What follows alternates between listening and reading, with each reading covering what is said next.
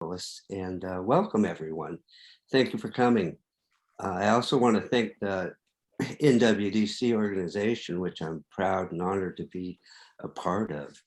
Um, so let's get rolling. Well, how did I get here? That's the question. How did I get here? I guess I never really wanted to work. I love to play, and playing with clay and sharing what I do with others has been a gift in my life. It wasn't easy. I had to play damn hard to get here, wherever this is. Not exactly how I got my start. I started out young, but not this young. I was 16 before I got on the wheel.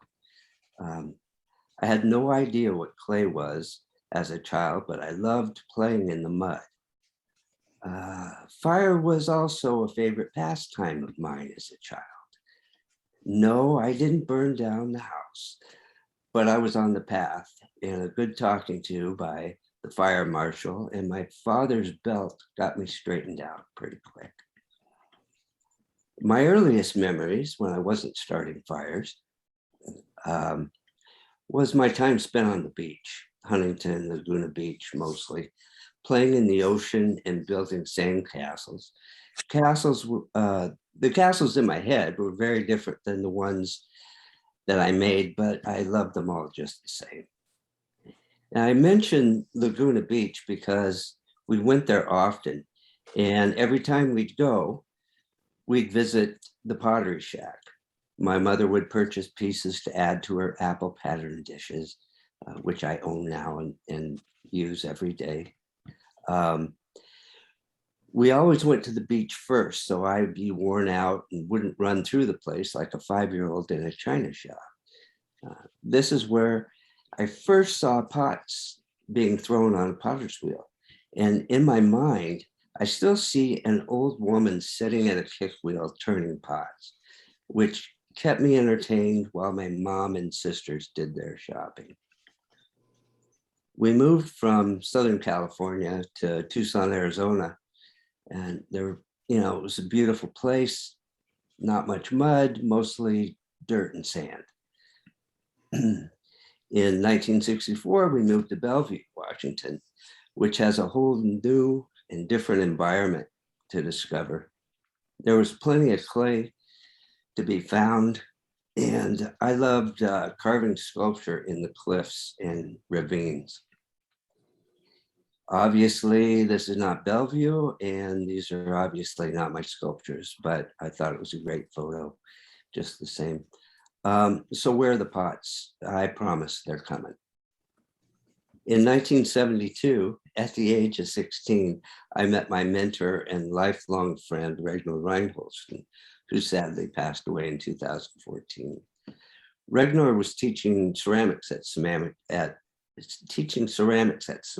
High School. I saw him doing a throwing demonstration, and I was completely seduced by the magic of it all. That was it. I knew then that I had to learn this craft. So I dug in deep. I was hooked and spent most of my time in the pottery. Ragnar left before my senior year, and eventually a new young graduate from the University of Washington replaced him. That was Sam Scott, who was young and eager to share his ceramic knowledge. Before there was running start program, my buddy and I moved to Port Angeles to finish our senior year at Peninsula College. We had a great program there and under Bill Merrill, and I got a good foundation and understanding in glazed materials. Ragnar was incredibly generous. He inspired and encouraged me and many others. He introduced his teachers to me, Robert Sperry, Patty Warashina, Howard Kotler, and many other influential art dealers and patrons. Ruth Nomura, who sadly passed away in 2020, became the director of the Northwest Craft Center and Gallery in Seattle in 1963, which he ran for over 40 years. Ruth gave me opportunities to show and sell my work, promote my work to influential people and collectors from the 70s until she stepped down. The gallery was forced to close in 2017. I couldn't find an image of Panaka Art Gallery in Bellevue, and it moved around a bit, but originally it was next door to Uncle Harold's hobby shop. That was one of my favorite places as a kid. And if my mom took me to Uncle Harold's, I was also going to Panaka. She knew that I wasn't going to be a lawyer or, doctor or anything like that, I think at an early age. So she tried to push the arts on me a little bit. Panaka was where I had my first gallery show in 1977. I also spent many hours of my childhood each year at the Pacific Northwest Arts and Crafts Fair, now known as the Bellevue Art Museum Art Fair. After many failed attempts to participate in the show as an artist, I finally got accepted, and I did that fair for 21 years. I won awards, and I was a juror for the 50th annual art fair. This is some work from that show at Panaka, and my lifelong friend, Michael McCullough, who was also a potter. He's on the left, I'm on the right. So Carl Krogstad shot that photo, and we had quite a day with him. Anybody that knows Carl Krogstad probably has a Krogstad story. Mm-hmm. So Regnor had a show back in Cleveland in 1977, and what a road trip that was. So we stopped at Ken Ferguson's place for a couple of nights on the way back. We had previously met Ken at a workshop he taught at Pottery Northwest in Seattle, where I'd taken many workshops from notable artists. He showed us his studio, took us to Victor Babu's studio, and showed us around the Kansas City Art Institute, where Mike and I ended up going to school. So finally, some pots. The platter on the left is one of 4 that I made in 1977 at Courtney Branch's studio, where I apprenticed before I went off to Kansas City. The work on the right is from the mid-'80s and is a pretty good example of the functional work that I produced over many years. Those platters were all 20-inch, but I made most of the platters I made or bowls were in 14-inch range. Over the years of making, showing, and selling functional pots, hopefully they got better over time. That was the intention anyway, right? The market was changing in the 90s. There were a lot of really good potters and the competition was fierce. So I made a conscious decision to move my work into more of a decorative realm and try to appeal to the new population. Microsoft brought new expansion and new money to the area. People were building huge new houses, and I knew that they would need to fill those houses with artwork. And I wanted my artwork in all those new homes. So there's a whole story behind why I started using gold, but I don't have time to get into that now. It did work out very well for me though, and set me apart from other potters in the area. There's a great expansion of volume in both of these inflated forms, and that's exaggerated by the narrow foot that supports them. On the right, the gold band shows constraint and gives a sense that the work is still soft and pliable. It also distinctly separates the shoulder from the body. This became a signature form of mine.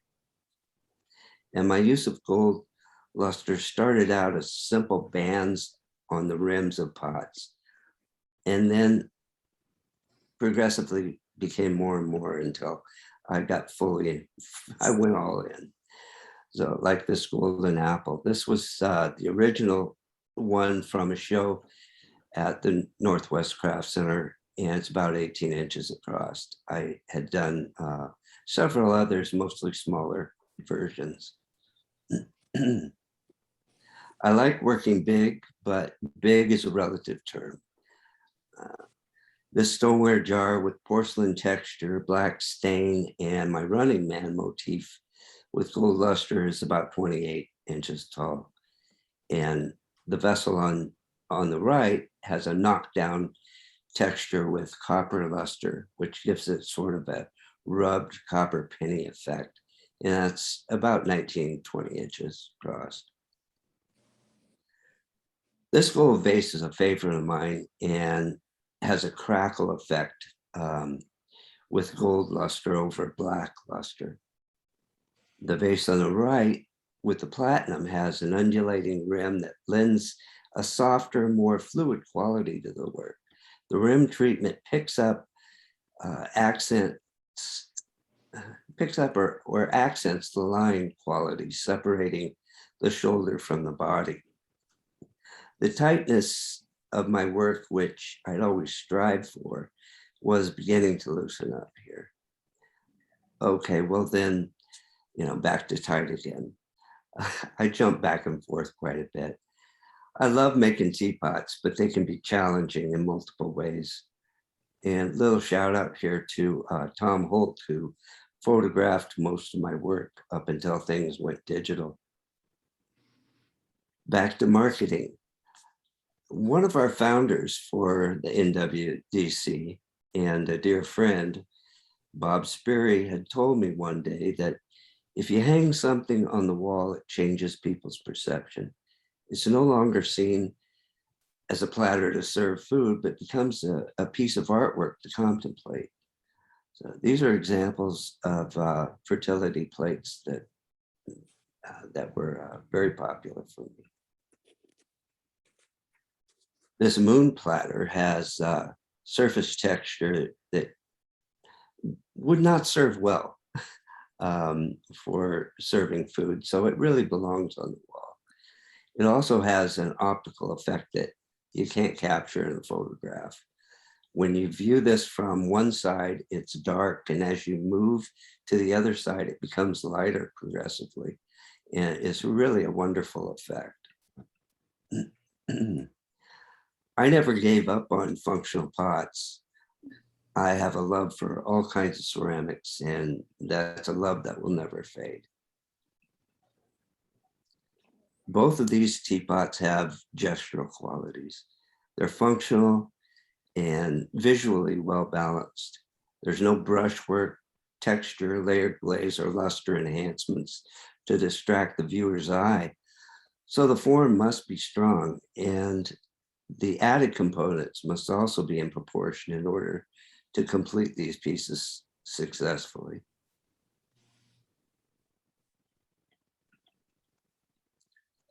I've done a lot of raku, mostly teaching it, but I was never comfortable firing my functional forms that way. It's a great firing technique for sculpture, though. So on the left here, left to right, seeker, wisdom, and truth, rites of passage, and rites of passage, father to son. These were part of a series of altars that I had made 25 years ago. And I guess I was doing a lot of soul searching at 40. This is a throne and altered form on the left. I never really did much figurative work, but there's one. The heart is a fragile thing is in the center there, and that's a container. And actually that's on the mantle behind me. Urchet times, urchet measures on the right, where I'm beginning to combine my ceramic work with stone. On the left and center are both sides of one sculpture, and that sculpture is titled Shape of War and Peace. And on the right is the salmon's nest. Each of these have a bit of mixed media stone, fiber, metal, ceramic, wax, shoe polish. There's there's a few other things in there too, probably. These are other sculptures with the same basic form as that shape of War and Peace. And these are fired in foil sagger technique. These lidded jars are also foil sagger, and it's a really wonderful process, but one that I have done a fair amount of. In 2012, I was hired by the founder of DigiPen Institute of Technology, Claude Comer, to design and build out a studio, create a curriculum, and teach classes. I'm still there, and I just love it. I absolutely love it. This is an installation I made at DigiPen upon my return from cancer treatments. Honestly, I don't know how I pulled this off. I had never done anything like this, and I was pretty messed up physically, cognitively, and emotionally. I can't think of a better way to reintegrate back into the workplace than working with clay. It was a magically healing experience, and I did this in 2 weeks. Built and fired. It wasn't installed at that point. It was done pretty quickly. This is one of the few pieces that I made in my own studio since I started working at DigiPen. This is titled Alien Artifact, and it's another mixed media piece and light sculpture. There's some deep personal content here in this piece, but it's still looking for a home, just saying.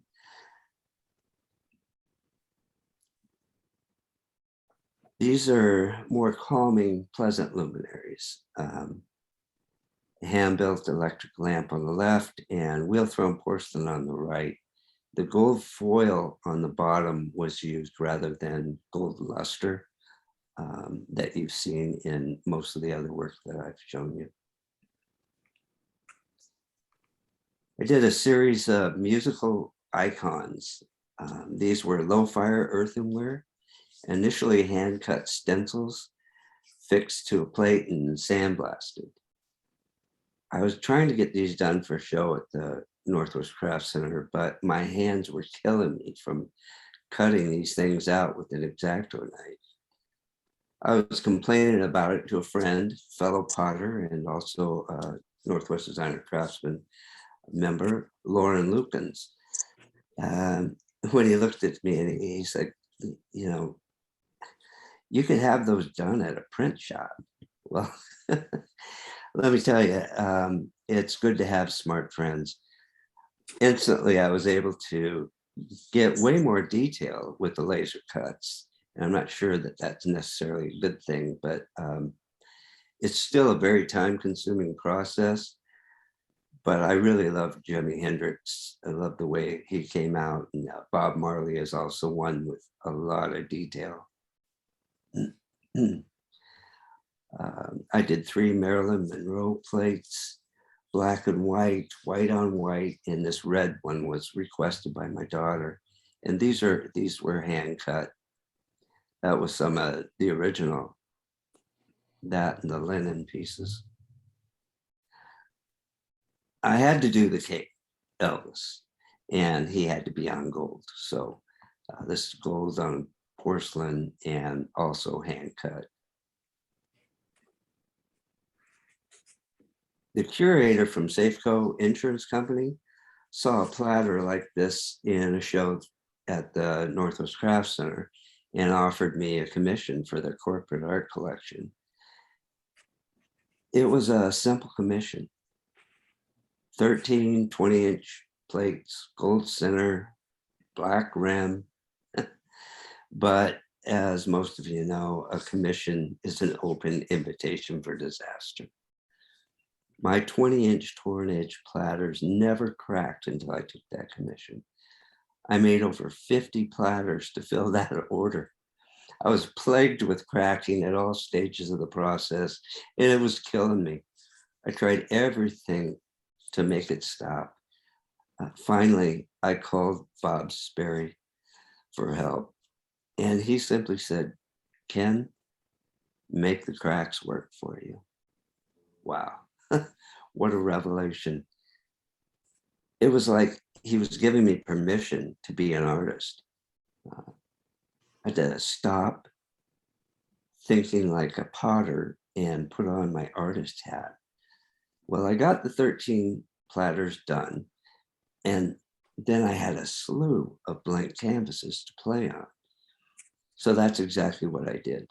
I ended up with some real beauties too. That was a really great experience for me. When the curator from Safeco saw the variety of work I'd done, she selected a very different grouping than that original order.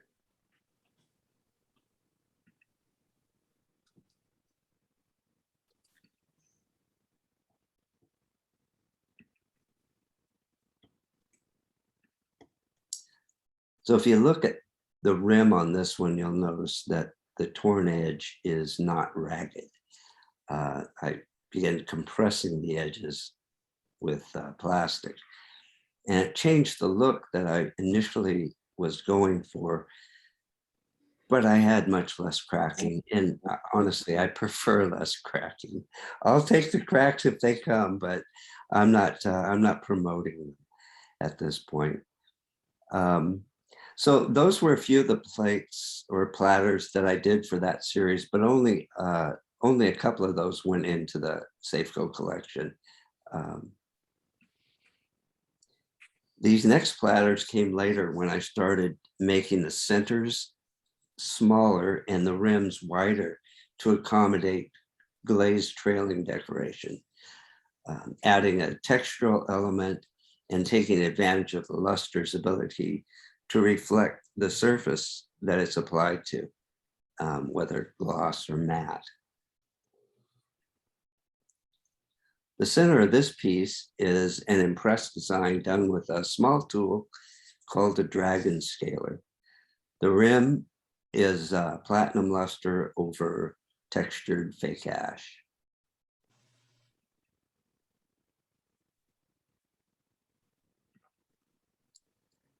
A dear friend of mine, a painter, passed away in 2019.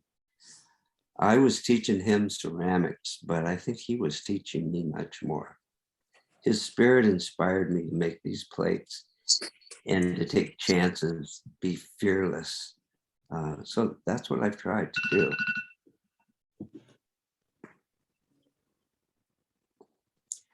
And again, I'm inspired by the late, great Robert Sperry. The piece on the left I did for Northwest Designer Craftsman exhibition. And like other works, or this and other works led to the piece on the right, which led to the development of these pieces.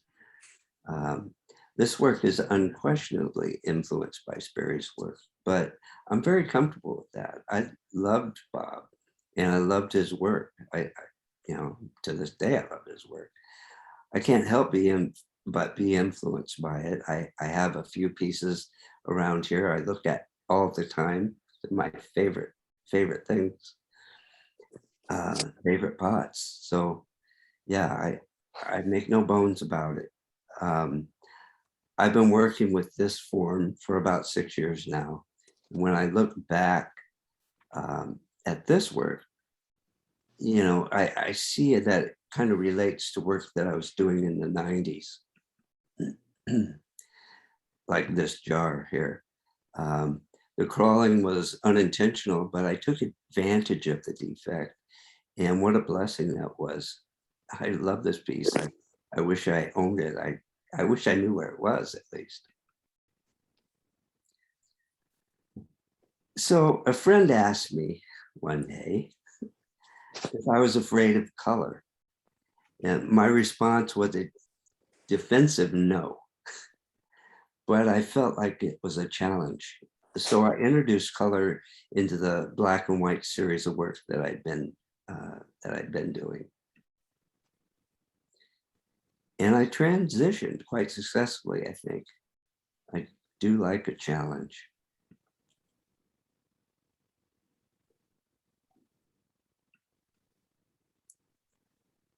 This is the same piece shot from different angles, showing both black and white and color, as well as controlled form and dramatically altered.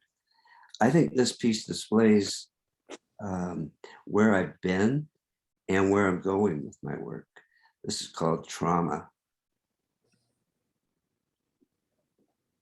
I love using this form and applying different surface techniques to achieve something different, a different look.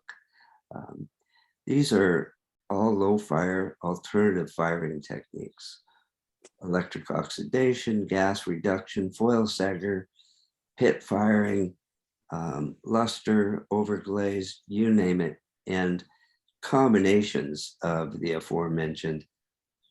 I made these in preparation of a presentation I gave at NCECA in 2019. How low can you go? This was my attempt to imitate my own work at firing at low temperatures that I had been producing at porcelain and stoneware temperatures for years.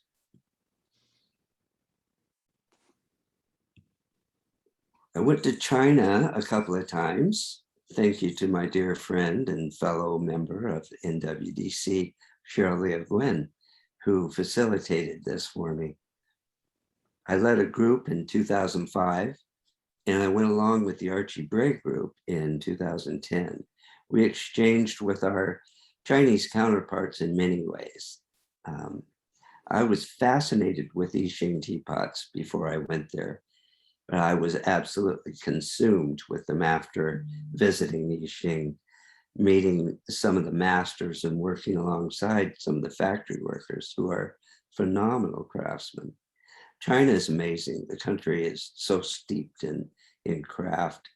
It's driven their economy for centuries. And I learned so much while I was there. If you get the opportunity to go to China, I highly recommend.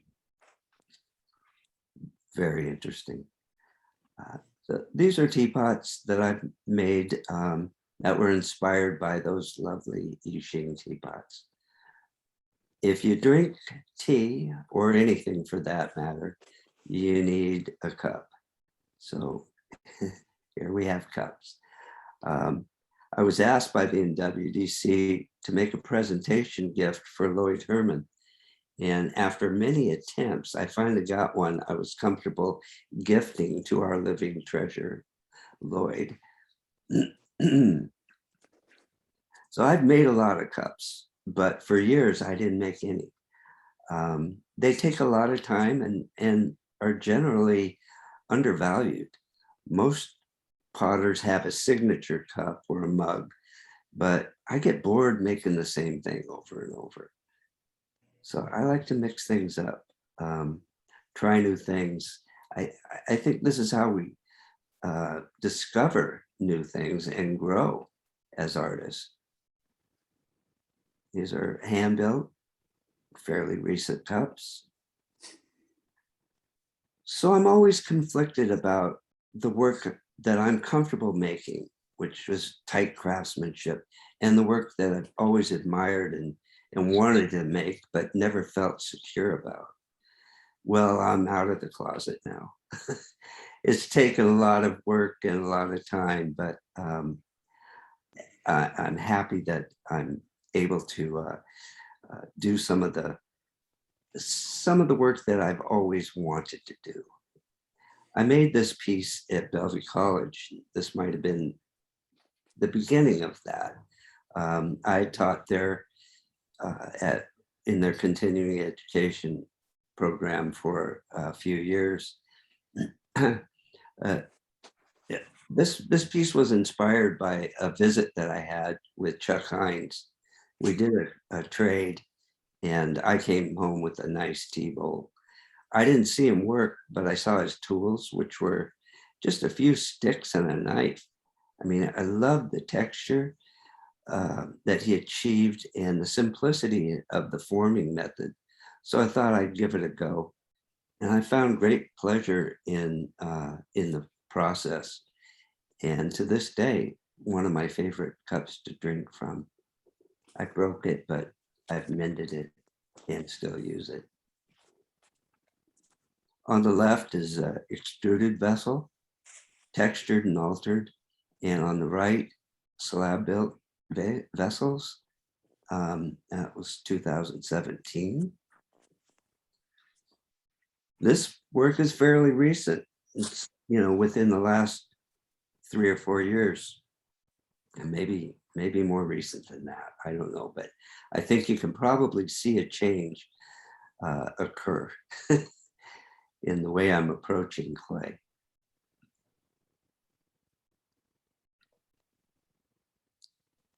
These are from a series called Architectural Decay.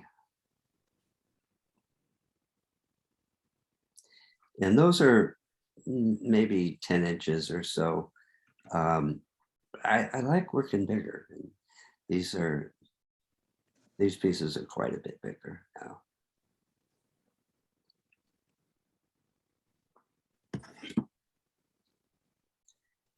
I hadn't thrown for over a year for health reasons. When I was asked to make some urns for a friend, I kind of jumped back in it.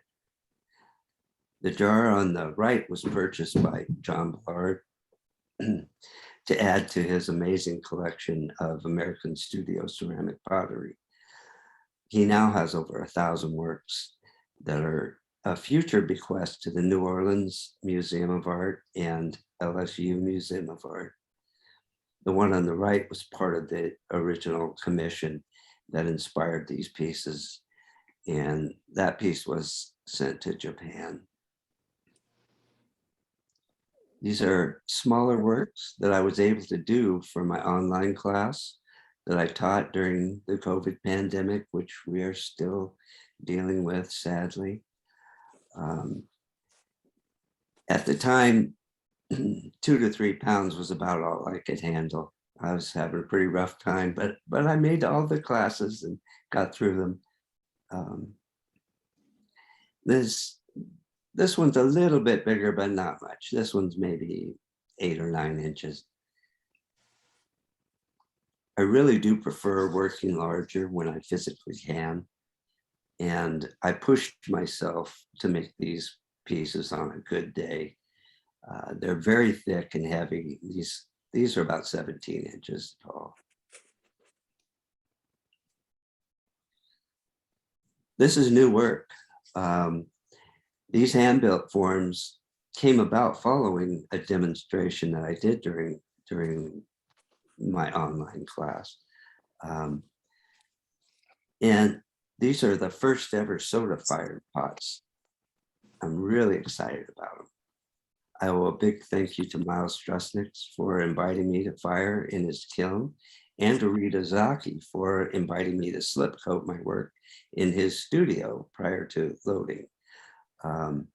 And also to Rita Zaki for working his ass off to produce a really beautiful firing. I couldn't be there to unload, so Reed took photographs of these pieces at the kiln site. This is the current work I pulled out at the kiln on Friday. I want to invite everyone to come to Lauren Lucan's Brace Point Pottery and Gallery in West Seattle during the West Side Artists Tour in 2 weeks. That's September 25th and 6th. It'll be mostly outdoor event, so come by and see what's new, say hello. I want to thank everyone who made it to the end of this presentation with me. I'm not waving goodbye. Please stick around for a few minutes of question and answers. Hopefully we still have time. I haven't run over too much.